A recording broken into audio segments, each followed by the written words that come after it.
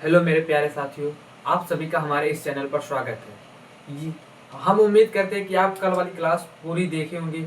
आज हम उससे आगे स्टार्ट करेंगे और हमें ये उम्मीद करते हैं कि आप लोग अच्छे से पढ़ाई कर रहे होंगे। कल हम लोग वैद्युत आवेश के प्रकार पढ़ लिए थे, जो दो प्रकार के होते थे। एक धनावेश होता था, एक ऋणावेश होता। धनावेश कब होता था? जब उस पे इलेक्ट्रॉन की कमी आती थी। और ऋणावेश कब होता था? जब उस पे इलेक्ट्रॉन की अधिकता होती, जब किसी वस्तु पर मतलब इलेक्ट्रॉन आ जाते तो वहां पर मेरा ऋणावेश। आज उससे थोड़ा सा उसका मात्रक भी हम लोग कल पढ़ लिए थे, लेकिन सीजीएस पद्धति में जो आवेश का मात्रक होता है उसके बारे में आज हम लोग जानेंगे।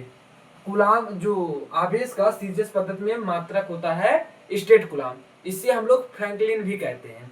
तो ये हम लोग लिखते हैं इसे भी।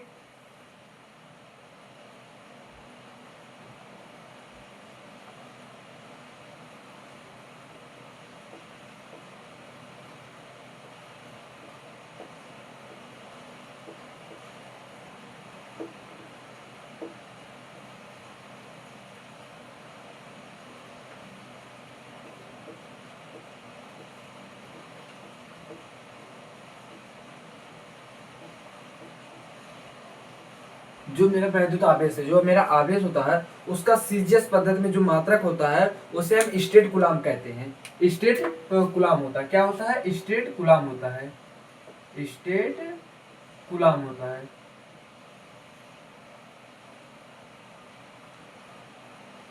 इसे हम लोग फ्रैंकलिन भी कहते हैं। इसे हम लोग क्या कहते हैं? इसे हम लोग फ्रैंकलिन भी कहते हैं। क्या? फ्रैंकलिन भी कहते हैं।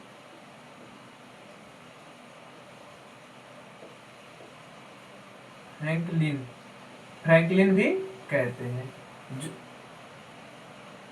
फ्रैंकलिन भी कहते हैं। जो मेरा वैद्युत आवेश है उसका सीजीएस मात्रक है, जो हम लोग आप लोगों को कल एसआई मात्रक बताए थे, कुलाम होता है, लेकिन इसका जो सीजीएस पद्धति में मात्रक होता है वो स्टेट कुलाम होता है, और इसे ही हम लोग फ्रैंकलिन भी कहते हैं। और आवेश का सबसे बड़ा मात्रक होता है फैराडे। क्या? ये भी लिख दे रहे हैं। आवेश का सबसे बड़ा मात्रक है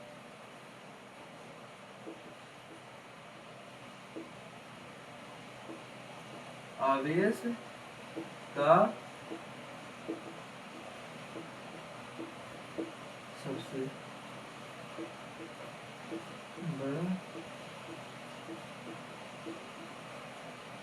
सबसे बड़ा मात्रक क्या होता है? फैराडे। क्या होता है? फैराडे होता है हम लोग का। तो लिख देते हैं इसे भी, फैराडे।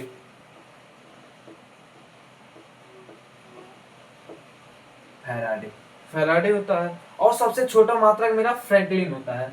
और सबसे छोटा आवेश का सबसे छोटा मात्रक फ्रैंकलिन होता है।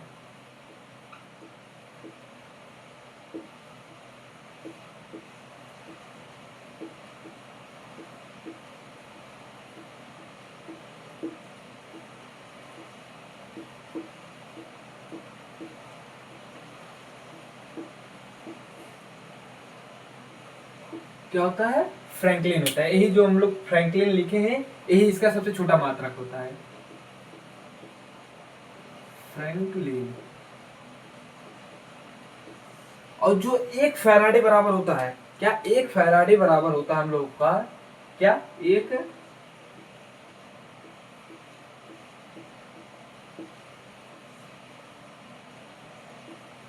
कितना होता है? 96,500। कितना होता है? 96,500 कुलाम होता है। और जो एक कुलाम बराबर कितना होता है? एक कुलाम बराबर होता है 3 × 10⁻⁹ स्टेट कुलाम होता है। ये होता है एक कुलाम बराबर,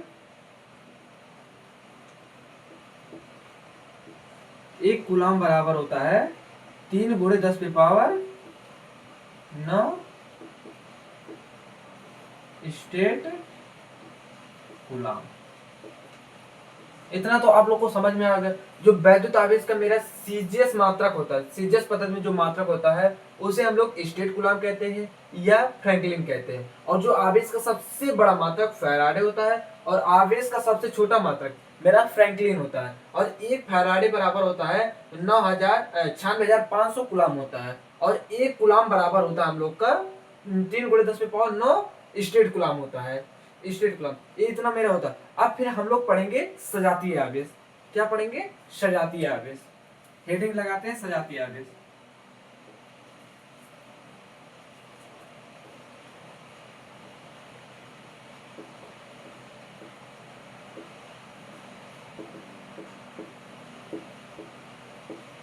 अब हम लोग को सजातीय आवेश क्या होता है पहले उसे समझ लेते फिर इसके बाद लिखते हैं। सजातीय आवेश में होता है एक प्रकार के आवेश इसमें उपस्थित होता है, एक ही प्रकार का आवेश उपस्थित होता है और इस प्रकार के आवेश में हम लोग का प्रतिकर्षण होता है। क्योंकि कल हम आप लोग को बताए थे कि जब समान प्रकृति के आवेश होते हैं जैसे प्लस प्लस हो गया, माइनस माइनस होगा, तो इन लोगों के बीच प्रतिकर्षण होता है। तो इसमें सिर्फ एक ही प्रकृति के आवेश होते हैं, एक समान प्रकृति के आवेश ही होते हैं, तो इसे हम लोग सजातीय आवेश कहते हैं और इन इन प्रकार के आवेशों में प्रतिकर्षण होता है। चलिए इसे भी लिखते हैं हम लोग।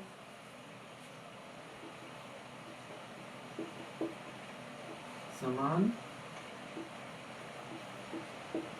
प्रकृति के आवेश को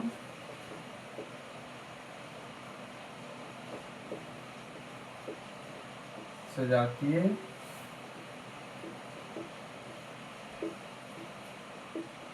आवेश कहते हैं। इन प्रकार के आवेशों के बीच मेरा क्या होता है, प्रतिकर्षण होता है।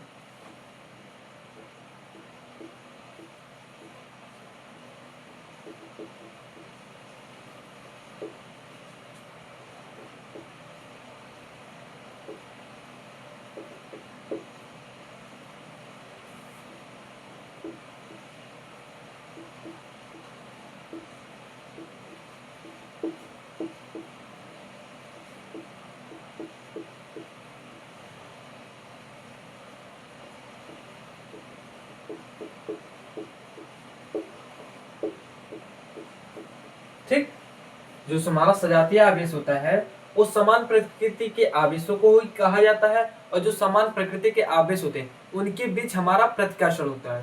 तो आप लोग ऊपर वाला नोट कर लिए होंगे, अब उसे हम लोग इरेज करते हैं फिर उसके बाद आगे का पढ़ाते हैं। विजातीय आवेश एक प्रकार का और आवेश होता है जिसे हम लोग विजातीय आवेश कहते हैं। अब विजातीय आवेश में क्या होता है बता रहे हैं आप लोगों को। विजातीय आवेश, विजातीय आवेश में इसी के ही विपरीत होगा, इसी के ही विपरीत होगा विजातीय आवेश में। क्या, इसी के ही विपरीत होगा। इसमें हम लोग समान प्रकृति के आवेशों को रखे हैं, उसमें हम लोग विपरीत प्रकृति के आवेशों को रखे। इसमें हम लोग का क्या हुआ, प्रतिकर्षण हुआ है, उसमें हम लोग का आकर्षण होगा, उसमें विपरीत प्रकृति के आवेश होते हैं। चलिए उसे भी लिखते हैं।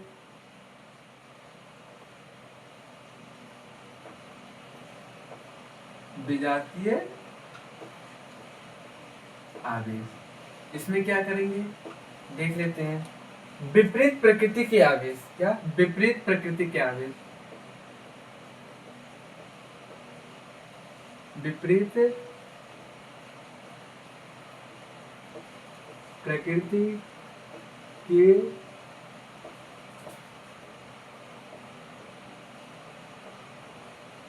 आवेशों को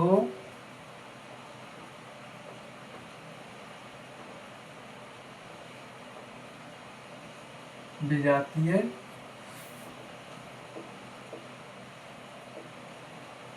आवेश कहते हैं। और इन प्रकार के जो इसमें जो इन प्रकार के आवेश होते हैं इनके बीच हमारा आकर्षण होता है। इसमें से थोड़ा सा चेंज, एक यहाँ पर जो हम लोग को यहाँ पर इसका चेंज हुआ है और यहाँ पर हम लोग का प्रतिकर्षण हुआ है, तो इधर जो यहाँ पर जो लिखाएगा वो मेरा आकर्षण हो जाएगा। लिख देते हैं।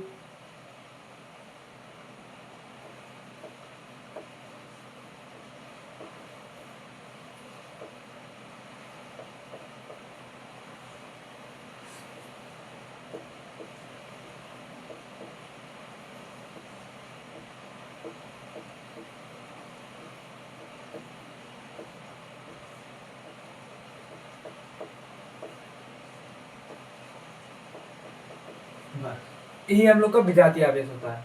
जो विपरीत प्रकृति के आवेश होते हैं जैसे माइनस प्लस और फिर माइनस प्लस फिर प्लस माइनस, ये हमारे विजातीय आवेश है। ये क्योंकि इनके जो आवेश होते हैं इनके बीच में प्रतिकर्षण बल कार्य करता है। और जो सजातीय आवेश होते हैं समान प्रकार के आवेश होते हैं जिनके बीच में प्रतिकर्षण होता है, इसे हम सजातीय आवेश कहते हैं, इसे हम विजातीय आवेश कहते हैं।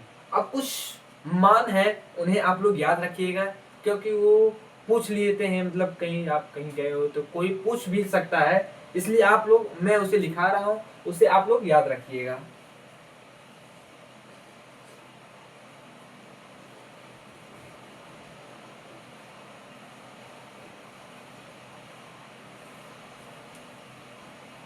वो कौन से है, मैं आप लोग को दिखाता हूँ, रुक जाइए। जैसे इलेक्ट्रॉन पर आवेश,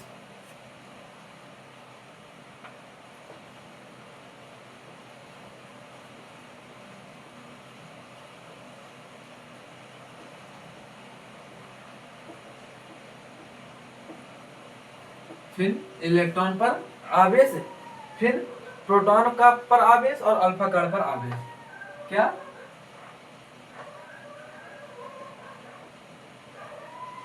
प्रोटॉन पर आवेश और इलेक्ट्रॉन पर आवेश, अल्फा कण पर आवेश, अल्फा कण पर आवेश, अल्फा कण पर आवेश, फिर उसे इलेक्ट्रॉन का द्रव्यमान, प्रोटॉन का द्रव्यमान। क्या, फिर इलेक्ट्रॉन के कण का, मतलब इलेक्ट्रॉन का जो द्रव्यमान होता है वो क्या होता है, इलेक्ट्रॉन का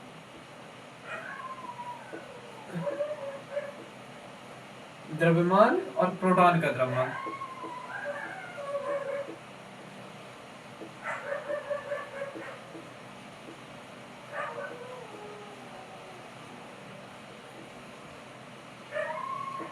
इलेक्ट्रॉन का द्रव्यमान, प्रोटॉन का द्रव्यमान और न्यूट्रॉन का द्रव्यमान।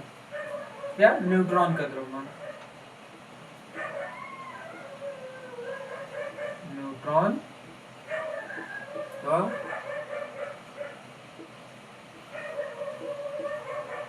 द्रव्यमान। देखते हैं इसका क्या क्या होता है। जो मेरा इलेक्ट्रॉन का द्रव्यमान होता है वो होता है 1 माइनस में 1.6 गुणे 10⁻⁻19 कूलम, 19 कूलम। और जो मेरे प्रोटॉन का होता है, इसकी कीजिए माइनस कीजिए, इस दोनों के मतलब बराबर होते हैं, उस पे आवेश पे माइनस रहता है और जो प्रोटॉन पर होता है उस पे प्लस हो जाता है। ठीक है, तो यहाँ पर ये प्लस हो जाएगा, 1.6 गुणे 10⁻⁻19 कूलम। और जो अल्फा कण पर आवेश होता है वो 2 इलेक्ट्रॉन, मतलब जो इलेक्ट्रॉन का आवेश रहेगा वो रहेगा मतलब उसका दुगना होता है।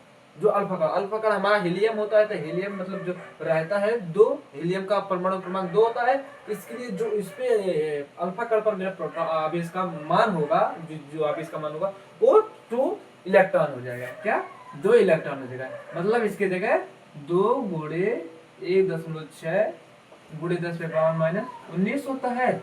इसके जगह हम लोग लिख सकते हैं 3.2 गुणे 10⁻⁻19 कूलम। और जो इलेक्ट्रॉन का द्रव्यमान होता है, इलेक्ट्रॉन का द्रव्यमान होता है 9.1 गुणे 10⁻31 kg।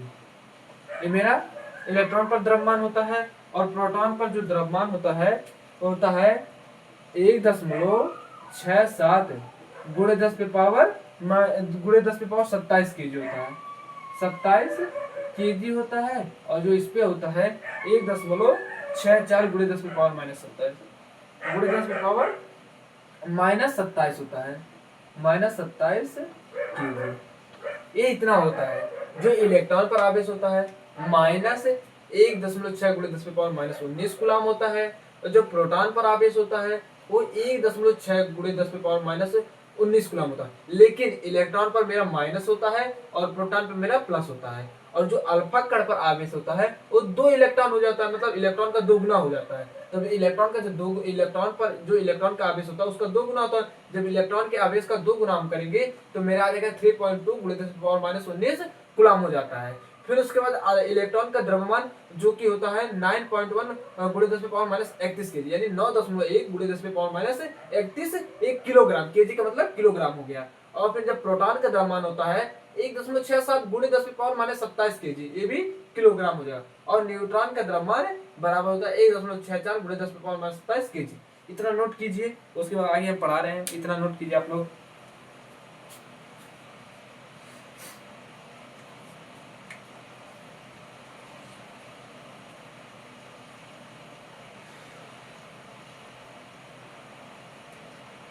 इतना तो नोट हो गया। अब थोड़ा सा एक स्टेप आगे हम लोग चलते हैं, उसमें हम पढ़ते हैं मूल आवेश किसे कहते हैं। क्या? हम मूल आवेश, उसे थोड़ा सा हम लोग पढ़ते हैं। क्या? मूल आवेश। मूल आवेश, मूल आवेश किसे कहते हैं? किसी भी आवेशित वस्तु पर, किसी भी आवेशित वस्तु पर आवेशों के न्यूनतम मान को, किसी भी आवेशित वस्तु पर, मान लो कोई भी पदार्थ है, उसे यदि आवेशित किया गया, जो उस वस्तु को आवेशित किया गया उसकी जो न्यूनतम मात्रा होती है, जो एकदम कम से कम मात्रा, न्यूनतम मात्रा होती है, उसे हम लोग मूल आवेश कहते हैं। इसे भी लिखते हैं मूल आवेश।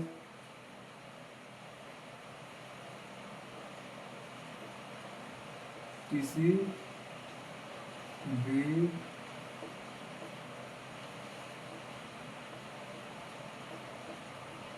आवेशित वस्तु की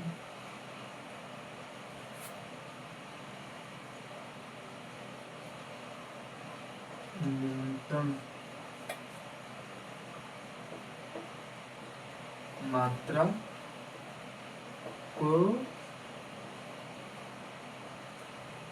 मूल आवेश कहते हैं। ये मेरा मूल आवेश की एक परिभाषा है। इसमें हो जाएगा E बराबर जो हो जाता है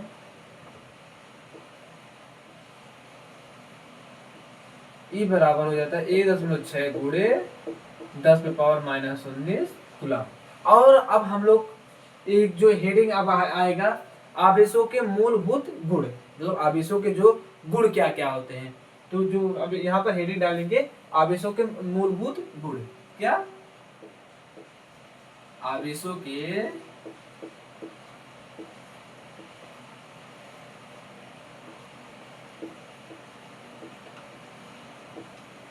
मूलभूत,